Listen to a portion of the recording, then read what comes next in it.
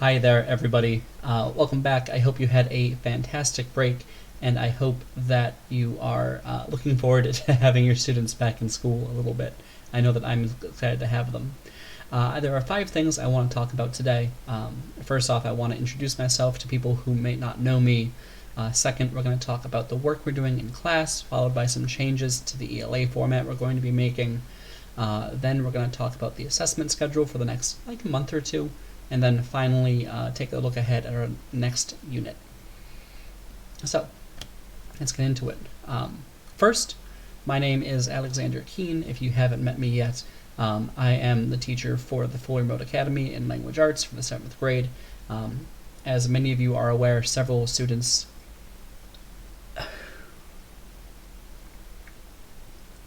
So that first topic is, of course, my favorite one, me. A quick introduction for those of you who are joining either the school a little bit late in the year or who just had their children switch into the Fully Remote Academy. My name is Alexander Keene. I teach 7th grade language arts here at the Fully Remote Academy for Whitewater Middle School. This is my 2nd year at Whitewater and my 10th year teaching. The best way to get a hold of me is probably either through email or through Parent Square. Email if it's something that is more complicated than a quick text message. If it's something you would just text someone about, probably Parent Square is the way to go. If you haven't been using Parent Square, it is a really important tool that I very strongly recommend that you check out. Ms. Savage, for example, sent some information about the honor code that we're implementing through Parent Square earlier this week, something I very highly recommend. If you're having technical difficulties with any of that stuff, though, you can always log into your student's Canvas account and message me through the inbox feature there.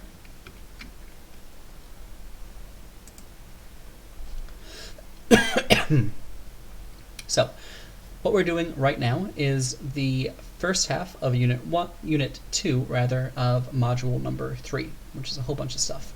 Module 3 is focusing on the Harlem Renaissance, which of course is an art movement in the 1920s by African Americans, the almost immediate descendants of the Civil War.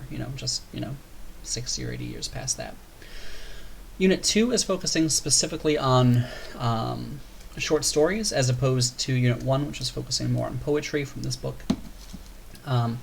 The work that was being done in the Harlem Renaissance, of course, is super duper important because it was not the first time, but the first concerted effort that was intentionally made by African Americans to kind of push back against the popular portrayal of that community in American culture.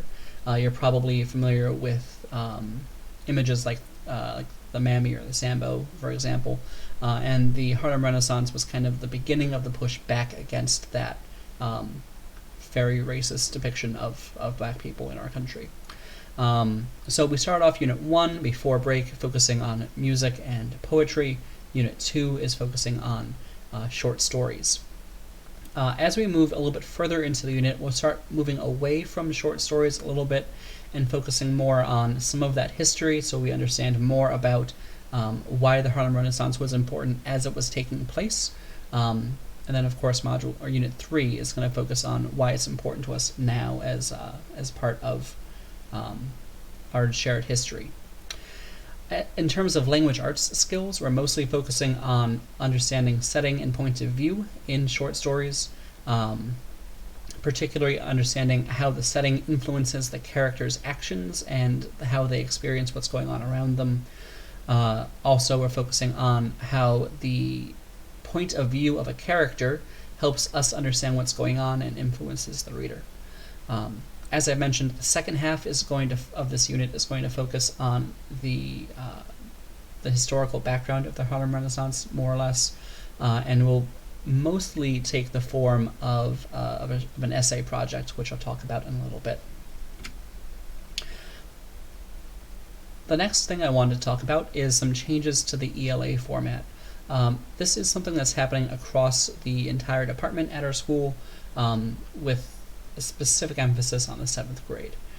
So 2 main things here. First is the move towards more asynchronous instruction. As you probably know, the language arts program for 7th grade for most of this year has been very synchronous. Most students have been in class for most of the 70-minute block pretty much every day. That's not ideal because it is just really fatiguing to be on camera for 7 hours every day, which your students have been doing admirably for the last several months. But we know that's not good for them physically, it's not good for them mentally or socially or really just anythingly. So we're going to make a move to have a little bit less of that going on. That will look like having some pre-assigned reading happening before we start talking about a text. Students are getting kind of a feel for that today. Last night for homework, I asked students to pre-read the text we're going to work with today so that when we came in today, we can spend more time doing the analysis work, more time having them in small groups discussing things, and less time just listening to me read and discuss a text. As we get more comfortable with that format, we'll move to pre-recorded lecture videos. So instead of me sitting here and talking mostly like this, describing information that students need, there'll be a video with me doing the same thing that they can do at their own speed, on their own time, and where they can go back and rewind and rewatch as many times as they need to. Those videos will, at least at the beginning, come with some interactive questions through some web tools that we have access to, so that there will be checks for understanding as we go through. We will require some support from families as we work through that transition. If students are choosing not to do that assigned pre-work or the asynchronous work, it's going to be very, very difficult for them to do well during the synchronous period. So what most teachers are going to wind up doing, and myself included, is asking students who haven't done the pre-work to hang out in the waiting room or breakout room, complete the pre-work, and then come back into class. It's not much good listening to me analyze a text you haven't read. You can't participate in the conversation, you can't ask questions, and you're going to spend your entire time just figuring out what I'm talking about anyway, so you might as well just go read the story, right? So we will be requiring some support from families as we work through that transition. The other major change is about our late work policy. You probably heard from other teachers about changes to the late work policy earlier in the school year. I chose to implement it at the semester break because that seems a little bit more consistent for students. All work is going to be due on Fridays, so I assigned an activity today and yesterday. It's not going to be considered late until I get it at the end of the day on Friday. The reason for that is we do know that several students have lots going on in their home lives right now, helping to take care of younger siblings or cousins, having additional responsibilities around the house as parents are transitioning back to work. So having a little bit of that grace period there is a useful tool. There will be a penalty for work that is accepted after that point. That is something that I started doing at the end of last quarter, like about halfway through last quarter, and something that will be continuing through with quarter 3 here. One of the major changes is that instead of accepting work up until the end of the quarter, I'm only going to be accepting work up until an end of unit assessment. So for example, right now we're in the beginning stages of Unit 2, and we're planning on finishing Unit 2 towards the end of January. And once we have that test due, or that essay due, I won't be taking any more work from, like, right now, for example. The last major update to the late work policy is for formal assessments. And we're talking about traditional formal assessments here, like multiple choice tests, that type of thing. Those types of assessments, if students do particularly poorly under the last major change to the late work policy is focusing on traditional assessments like multiple choice tests, for example. The major difference here is that students who do poorly, below a 70% on one of those tests, can do some additional work to make sure that they understand the concept, some reteaching, which will be done independently through asynchronous videos. And then there is a reassessment, kind of a redo, and students can earn up to that 70% mark to help them improve their formal score. that is going to be super duper important, because as we move through the units, the assessment average counts as, I believe it's 65 or 70% of a student's total grade for the quarter. So students who do poorly on those assessments have a very difficult time kind of catching up towards the end of the semester. If you have any questions about these things, please be sure to let me know. I'd be more than happy to answer them for you. Speaking of formal assessments, we do have a couple coming up. Two of them happen to be next week. One of them is the MAP test, which is the Measure of Academic Progress test. Students take that 3 times a year, and the winter administration is next week, which is something that's kind of out of my hands. It was decided at the district level when that window would be. So that test exists for math and for language arts. Those 2 tests will be given on Tuesday and Wednesday of next week.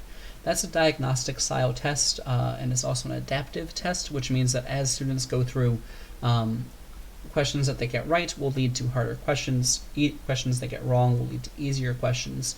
It's not a graded test where we're trying to say, oh yeah, your student gets an 80% on this test.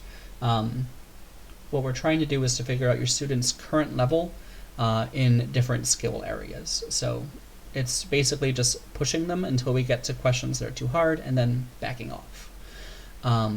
So that's the first thing that's happening. At the end of next week, students will be taking the mid-unit assessment for Unit 2, which is going to be focusing on those short story skills I mentioned earlier in this video. It's a traditional multiple choice and short answer test. Then we're going to spend the rest of the month of January working on the end of unit assessment for this quarter, which is focusing on an essay students are going to write analyzing various aspects of the Harlem Renaissance. It's going to be a comparative analysis essay. We'll be working on that in class pretty much every day after next week until the end of the quarter. That will count as the end of unit assessment, as well as some of the pre-writing that we're going to do to get ready for it is going to count as the informal assessments. We've done a couple large writing projects earlier in the year, and pretty universally students have not been doing the pre-work for them, which leads them to struggle mightily when it comes time to do the final writing piece. So as we get into the second half of the month here, the more support you can provide your 7th graders with making sure they're on top of the pre-work we're doing for their writing, the more successful they'll wind up being. Once we finish with that essay, we'll move into Unit 3, which should take most of the month of February. The Unit 3 tasks mostly focus on understanding the legacy of the Harlem Renaissance, understanding why that time period and the work that happened in that time period is important to us socially, but also culturally. We're going to have a return back to poems. We're going to be taking a look at some poems by a modern artist named Nikki Grimes, whose work you might want to read up on. It's pretty cool. And we're going to be focusing on similarities in theme between those earlier works and these later works. The unit module, will end with a performance task, which will require students to assemble a small gallery of work from the Harlem Renaissance, as well as work from the modern era, and understanding and explaining what's happening in all those pieces, both on a cultural level, but also on an analysis level of the text. So students will be assessed on the pieces that they choose, as well as their analysis of those pieces and their explanations of why they're either important to the Harlem Renaissance when they were made, or how the Harlem Renaissance influenced them if they're a modern piece. That project will be due in mid to late February, and you'll get more information about it as we move through the units. So I want to end here by thanking you once again for all of your hard work and for all of your support as we've been moving through this online learning journey here together. I really do appreciate the handful of you that took a few minutes to fill out that survey that I sent out at the beginning of winter break. Thank you so much. If you have any questions about what we're doing in language arts or what's going on with your student, please do feel free to reach out to me at any time. My goal is to help kids, and your goal is to help your kids, so together we make a pretty great team there. I hope you have a great day, a wonderful week, and all the best in the new year. Thank you.